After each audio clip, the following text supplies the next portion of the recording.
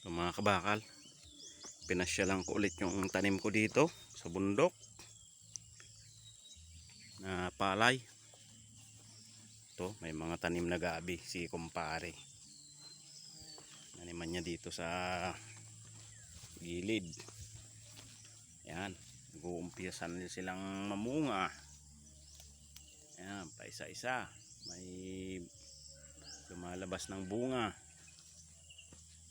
Yan o. Oh, yan. After so many years, ngayon lang ulit nakapagtanim ng palay. Yan.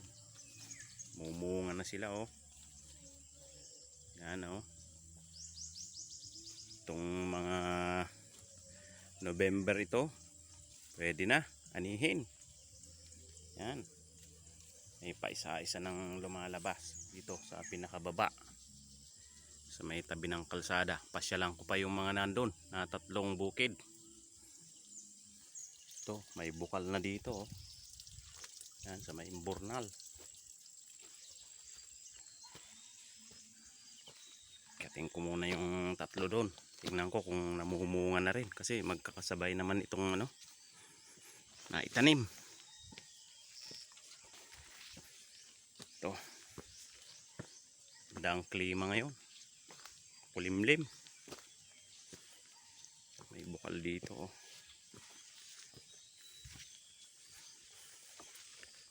Ito yung pangalawa. Dalawang bukid paakyat. Ito namumunga na rin oh.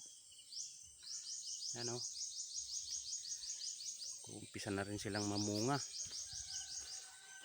Oh. Halo-halo kasi ito na binhi eh. Yan oh, mga bunga na oh. Oh. Maraming taon na hindi ko nasaka ito. Yan, mga bunga na. Okay, may 2 pa doon. Tingnan ko rin doon. Ito naman yung pangatlo. Akyat. Yan, umunga na. Oo. Kahit pa paano, may aanihin tayo. Palay. Yun, mangga tanim yung tatay ko noon. Ano? Mumunga na. Maganda sila. Green na green. Isa pa doon, taas. Siya lang ko pa yung nandoon.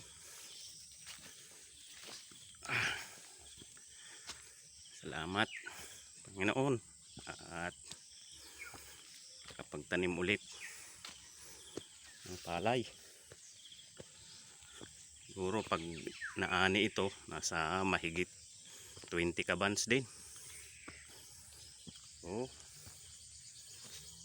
may bunga na rin itong nasa itaas. Ano? Ayan ang bunga oh.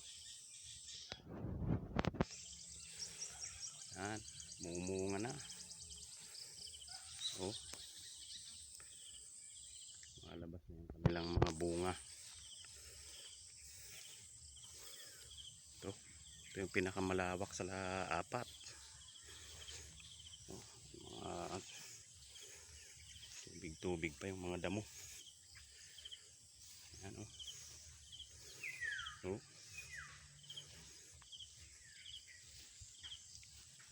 Sabay-sabay ito pag ginani. November. Yan, bunga na. Okay, thank you Lord. Yun. Okay.